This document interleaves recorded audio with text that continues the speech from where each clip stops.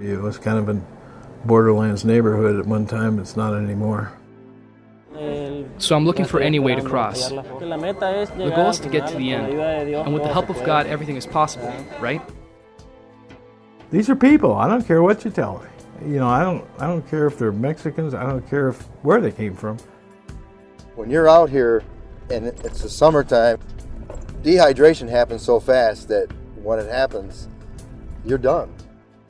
In the 1990s, we would find maybe 10 to 15 remains a year. And so far, this year we found 111.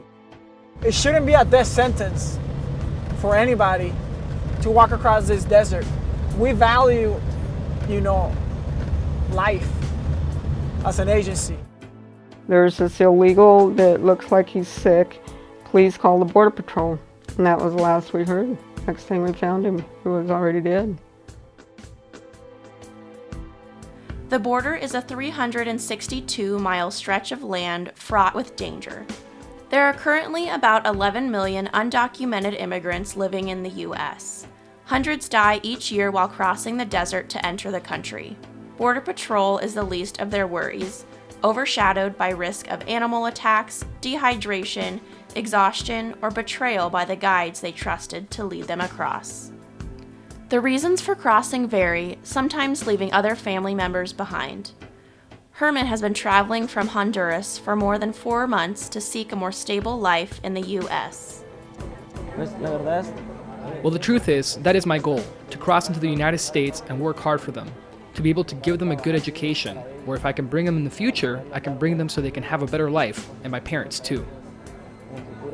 His journey will be dangerous, long, and potentially fatal.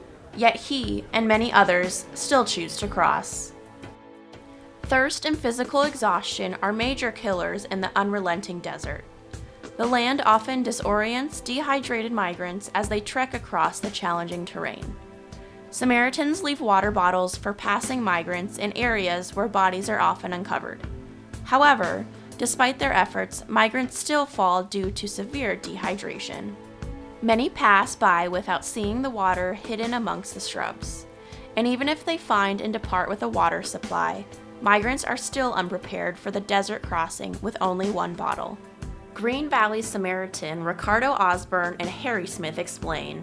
Dehydration is the #1 killer in the desert. When people get lost or injured and then they run out of water, they die. Water is life-giving out here. At times, we've been limited where we can put our water, and we will argue that any day of the week because water does have value because it's life. Disoriented, dehydrated, and exhausted, migrants often roam onto cattle ranches near the border. Many of these ranchers have seen firsthand the consequences of immigrants attempting to cross the desert. Immigrants and cartels have recently disrupted ranches along the border by squatting in the facilities and stealing cattle for drug mules. Plenty of ranchers feel they must help these people attempting to cross, including Naco rancher John Ladd. You know, we've never refused help to anybody. You know, we still don't do it, but there is some humanitarian in it. And all the ranch community does that. Border Patrol agents' main goal is to protect all people in the desert, American citizens or not.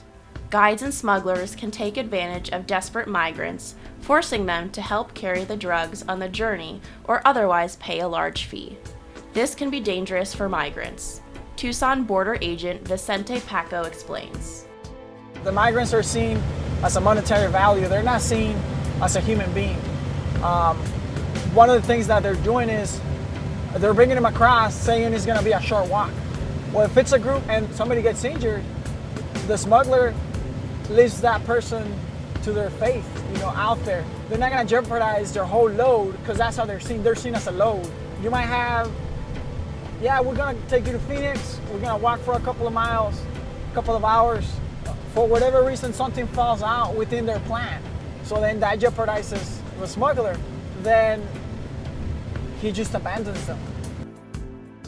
Human remains go through an extensive identification process, but many bodies are still buried unidentified and unknown. Only about 65% of remains are able to be identified by people such as Pima County Medical Examiner Dr. Gregory Hess. What you don't want to do is bury someone under the wrong name, because you'll never find them again. They're off everybody's radar. They have a name, right? So that person died and they were buried. And if you're wrong, they'll never be found because they're not on anybody's database anymore. If a body cannot be identified and there is no new information, the coroner's office releases the remains to the county. Labeled as John or Jane Does, they will either be buried in a stacked grave or cremated. While cremation is cheaper, identifying remains after cremation is very difficult unless the DNA is logged. Despite all of these dangers, the places migrants come from are even more dangerous. The risk required to make a better life for their families is worth their own life. I worked in a company. Same as here, the violence is really terrible, and if you make money, you can't have a nice phone because they'll rob it from you. If on Fridays when you get your paycheck and get on the bus, someone will attack you and take it from you. Life is really terrible there. Herman has been stuck in Nogales for a month, bouncing from shelter to shelter. He'll cross soon. Yes, well here the border is very dangerous. Anywhere along the border that you try to cross is very difficult because of the mafia.